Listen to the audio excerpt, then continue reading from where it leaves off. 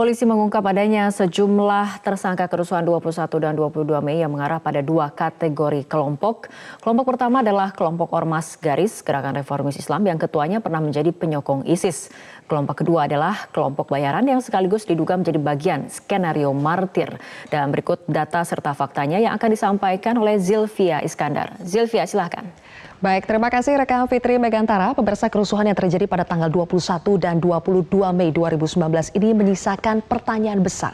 Siapa sebetulnya otak kerusuhan selama 2 hari terakhir ini?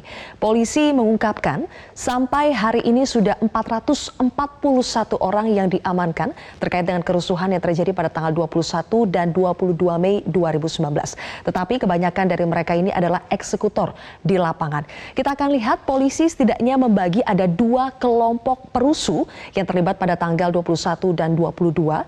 Yang pertama tadi adalah kelompok yang disebut Garis atau Gerakan Reformis Islam. Kelompok ini terafiliasi dengan ISIS dan polisi sudah menetapkan 2 tersangka yang turun pada aksi 21 dan 22 Mei di sekitar gedung Bawaslu. Mereka ini bermotif untuk menjalankan amaliyah atau jihad.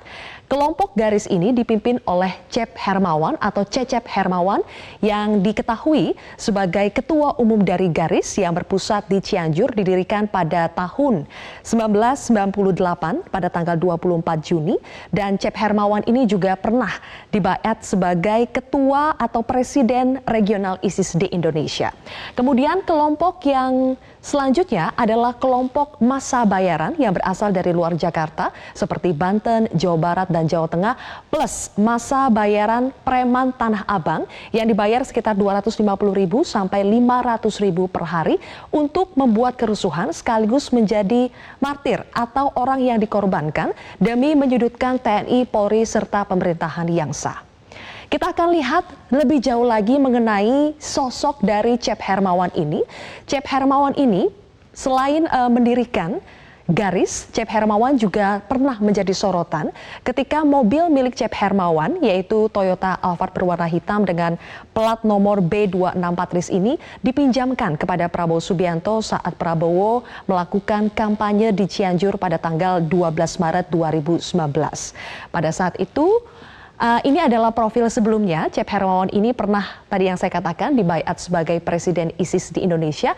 Dan Cep Hermawan ini juga pernah mengirimkan sekitar 156 WNI dengan biaya 1 miliar rupiah untuk pergi ke Suriah untuk melatih atau untuk bergabung dengan ISIS. Jadi dilatih di sana untuk bergabung bersama ISIS.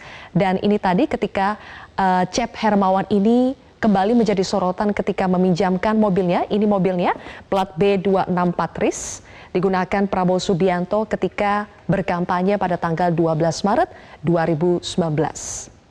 Selain itu sebetulnya pemirsa, Cep Hermawan ini pada tahun 2014 lalu pernah ditangkap oleh kepolisian ketika itu bersama dengan 6 orang lainnya. Saat itu polisi mengamankan ada 1 bendera ISIS, 1 bendera Garis, dan juga ada topi dan kaos yang berlogokan ISIS.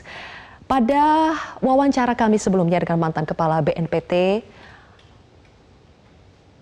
mengatakan bahwa sudah gamblang sebetulnya siapa dalang kerusuhan pada tanggal 21 dan 22 Mei. Ansyad Bayi mengatakan, namun memang untuk proses hukumnya ini betul-betul harus dicari. Kepolisian juga sudah mengatakan bahwa mereka sebetulnya sudah mengidentifikasi siapa dalangnya dan saat ini sedang mengumpulkan barang bukti dan kemudian mengejar siapa sebetulnya dalang sebetulnya dari 2 kerusuhan pada tanggal 21 dan 22 Mei 2019.